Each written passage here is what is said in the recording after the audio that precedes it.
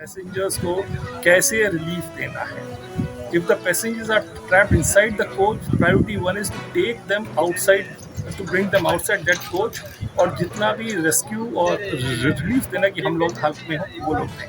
Second priority is always to make the track safe, to free up the track so that other trains also can move on that track. So in that condition, what we do is we try to put the coach on the track and move slowly to that place so that the main line is then actually free. तो main idea ये होता है इसमें annual exercise as a set it is done to find out कि अगर practical होता है तो उसके लिए we are not got actually nothing.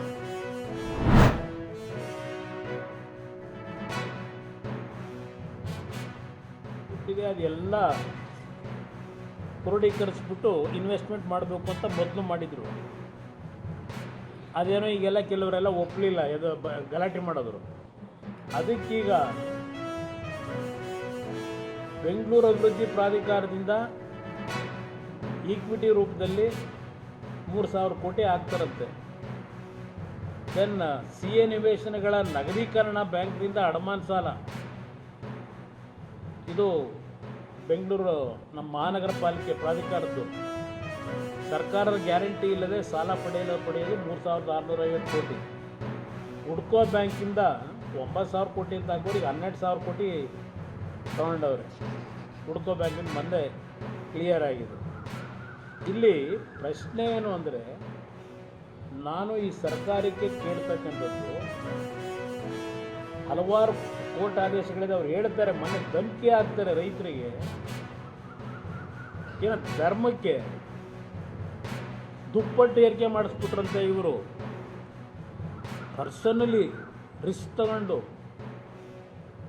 ಏನು ಪರಿಹಾರ ಕೊಡಬೇಕು, ಅದಕ್ಕೆ ದುಪ್ಪಟ್ಟು ದುಡ್ಡು ಕೊಡಿಸ್ತಾ ಇದ್ದೀನಿ, ನೀವು ಒಪ್ಪಿಗೆ ಕೊಟ್ಕೊಂಡು ದುಡ್ಡು ತಗೊಂಡ್ರೆ ಸರಿ, ಇಲ್ಲ ಸೈಟ್ ಬೇಕು ಅಂದರೆ ಸೈಟ್ ತಗೊಳ್ಳಿ, ಇಲ್ಲದೆ ನಿಮಗೆ ನಾವೇನೀಗ ಪರಿಹಾರ ಕೊಡಬೇಕು ಅಂತ ಇದ್ದೀವಿ ಅದನ್ನು ಕಟ್ ಮಾಡಿ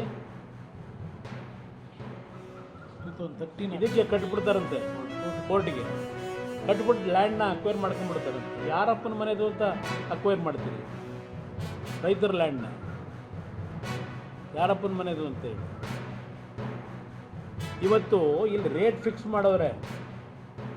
ಯಾವ್ಯಾವ ವಿಲೇಜಲ್ಲಿ ಏನೇನು ರೇಟು ಅಂತ ಹೇಳಿ ಎಕರೆಗೆ ಫಿಕ್ಸ್ ಮಾಡ್ಕೊಂಡ್ರದ್ದು ಒಂದು ಭಾಗ ಅದಿರಲಿ. ಇವತ್ತೇನು 2 ಕೋಟಿ ಕೊಡ್ತೀವಿ ಅಂತಾರಲ್ಲ, 2 ಕೋಟಿ, ಕೆಲವು ಊರಲ್ಲಿ 2 ಕೋಟಿ 25 ಲಕ್ಷ ಮೈನ್ ರೋಡಿಗೆ. 983 ಕೋಟಿ ಯಾವ ಆಧಾರದ ಮೇಲೆ ಫಿಕ್ಸ್ ಮಾಡಿದಿರಿ ಕ್ಯಾಬಿನೆಟ್ಟಲ್ಲಿ?